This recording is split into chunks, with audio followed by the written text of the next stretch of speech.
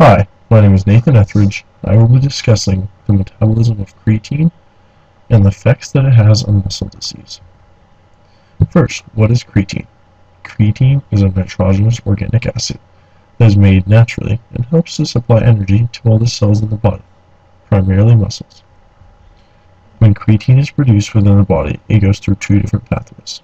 The first reaction is the transfer of the amino group of arginine to glycine to yield L-ornithine guanidinoacetic acid from L-arginine.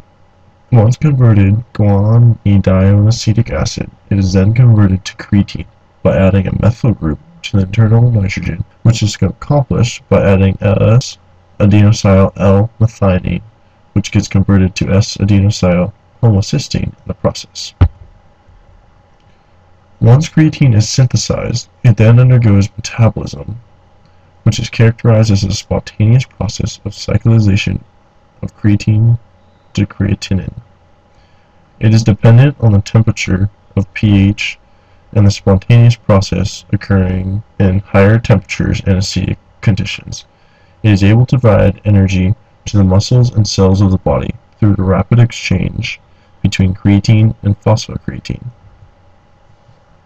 The rapid reaction of creatine and ATP to form phosphocreatine and ADP, and the reverse, is catalyzed by the enzyme creatine kinase. The phosphorylation and dephosphorylation of creatine allows for the body to maintain the levels of ATP and provide the system with the needed amounts of energy.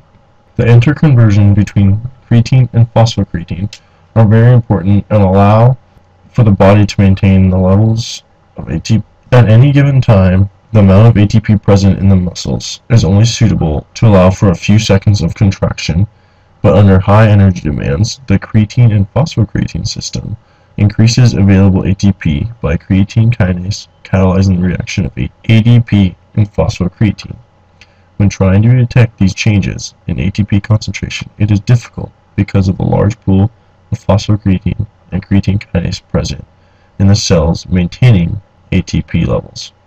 Creatine is very important in normal muscular function in the body, and analyzing the changes can lead to possible treatments for muscular diseases.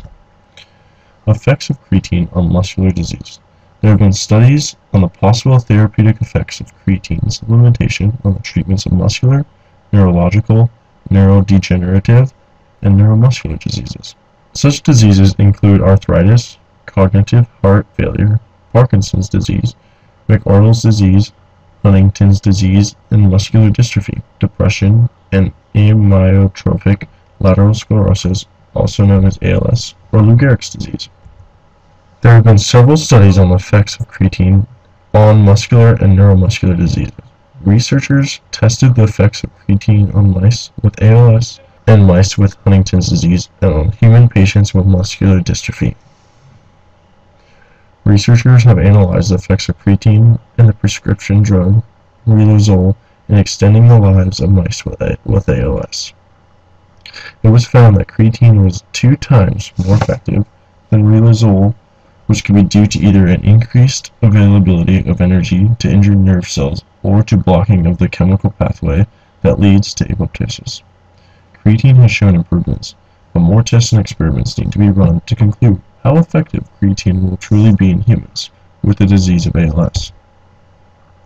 A similarly promising result to that of ALS has been obtained in prolonging the life of mice affected with Huntington's disease. Creatine treatment lessened brain atrophy and the formation of intranuclear inclusions, and delayed the development of hyperglycemia. This information has laid a basis for effects of creatine and can hopefully lead to treatments in humans with more experiments and research. Patients with muscular dystrophy generally should have a low level of natural creatine. The effects of increasing creatine in the system was observed over 12 studies involving 266 people.